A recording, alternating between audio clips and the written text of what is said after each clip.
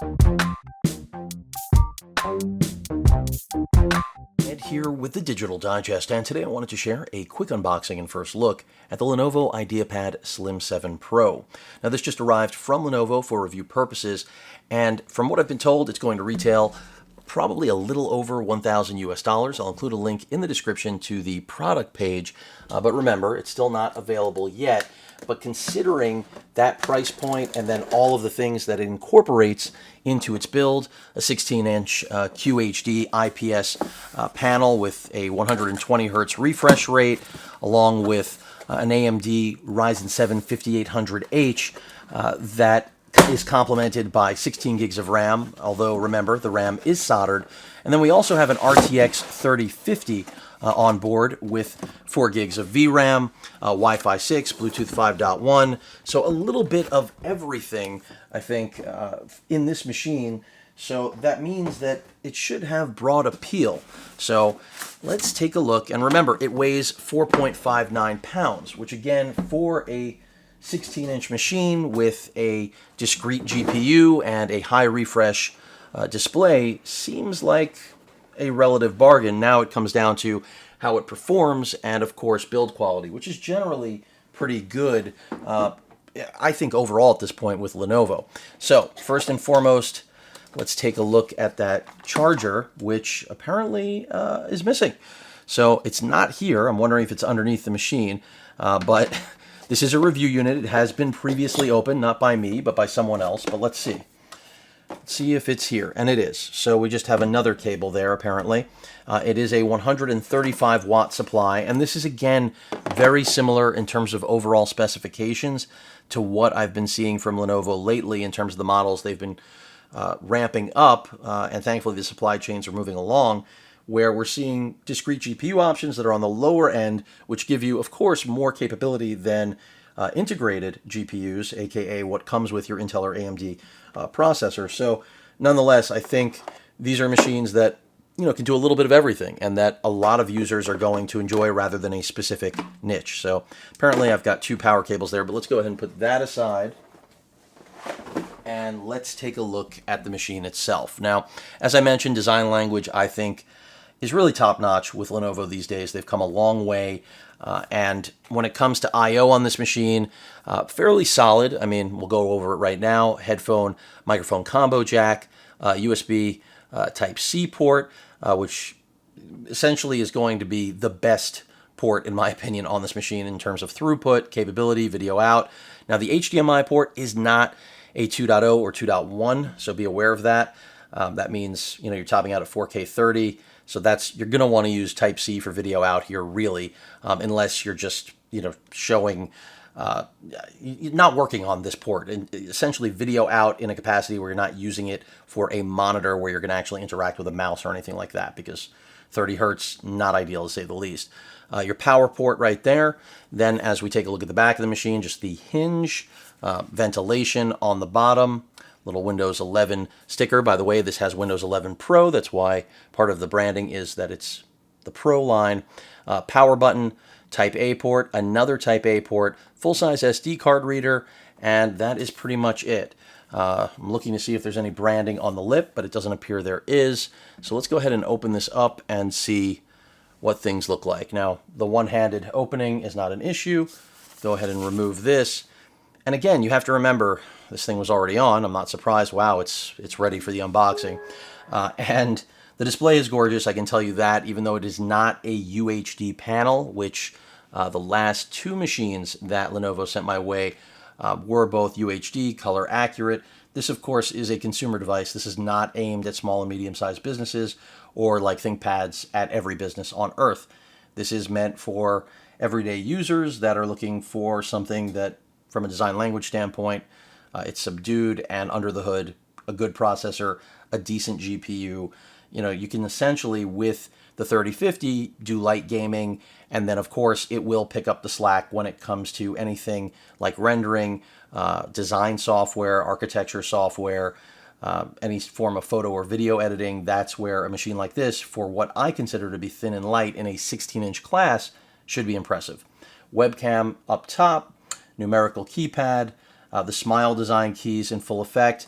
not the most travel in the business, but if you want that from Lenovo, you have to go to the ThinkPad to get that keyboard that's unlike anything else. But this is still, from what I can see, going to be a solid keyboard overall, very much like what I'm accustomed to reviewing from Lenovo. No departure from what they've been doing, and most of that has been good. By the way, we do have a high gloss finish on the 16-inch QHD 120 Hz panel. Battery life here should be interesting. I know it's quoted at being fairly high, but before I tell you that, it can do 8 or 9 hours, let's actually test it out and see what it can do. But the touchpad, trackpad feels nice. It's pretty large. It is off-center. For those of you that, have a problem with that, I get it.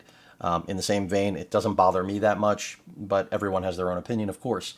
I believe this is the speaker array right here, and, we're going to see how it performs. Now, the display, I will say, is pretty nice, and because it's not 4K and it is IPS, I do expect that to help out battery life in spite of the fact that it is high refresh rate.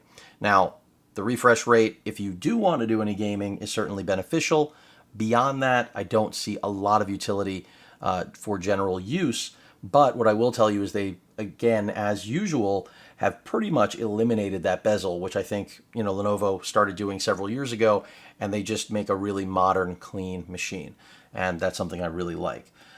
Beyond that, not a lot else to tell you here about what to expect. I mean, I think the CPU and GPU, since I've tested both on other machines, we know where we're going to get with that, and that's a little bit of everything. Again, it's not a gaming machine, it's not a workstation, it's somewhere in between that I think is a one-size-fits-all for students, professionals who are not looking to break the bank and they want something that can do just about anything. Maybe it's not going to excel at gaming or excel at video editing or rendering, but it can do everything, and that's kind of the point. And then with it being affordable and having solid build, it seems, like a pretty nice machine. And don't forget touchscreen as well. So something to be aware of because this does fall into, not a 2-in-1 because that's as far as we're going, but it's flirting with it, okay? It's flirting. Of course, we don't have full rotation of the bezel, but that's what the Yoga line is for. So looks like a nice machine. Let me go ahead and just jump onto Wi-Fi so that this way we can see what the panel quality is like. But, I feel like I can already tell that it's fairly good, which is a good starting point. And QHD 16 inches, I think, is completely serviceable. No question about that. I mean, my G15 isn't that far away from QHD. So this is something where, Lenovo has been going with a lot of these panels, and for good reason. They work well. You've got high res combined with high refresh. Not a lot to dislike about that. So now that I am on Wi-Fi, let's go ahead and jump into a little bit of video so we can see what that looks like. So let's get online. And of course, the follow-up is when we're going to get real impressions of this, but this will give us a starting point for sure, as always. And right now I can tell you it sounds, to me, fairly quiet. I'm not really hearing anything. So anyone wondering about thermals, how loud it gets, I mean, I'll address all of that at the appropriate time once I can give you real feedback, which I can't really give you right now, obviously. So let's go ahead and jump into the good old Costa Rica video. I'm Raphael Warnock, and I work for you. Got to go through an ad, but would go from place to listen to that audio. Wherever they were called. That's the same spirit I've tried to bring to the Senate, to reach whomever I can, wherever you are. It's not bad. Difference for Georgia. I mean, you're not buying this for its audio performance, that's for sure. I'm going to bring this up to 4K just so we see as much as we can, even though it's not a 4K display. I know people get confused when I do this. And you may be noticing, of course, letterboxing. That's because it is a 16:10 aspect ratio, which is another nice thing about this machine, if that's what you're after. Lenovo has been pushing 16:10 basically on the majority, almost all of their machines now, gaming and non, and I think it's a good move. From what I can see, things look good. Let me see where brightness is at, though. It's at 100, so it's going to look a little blown out for all of you. Let me get that light out of the way. Trying. Give you as much of a top-down as I can.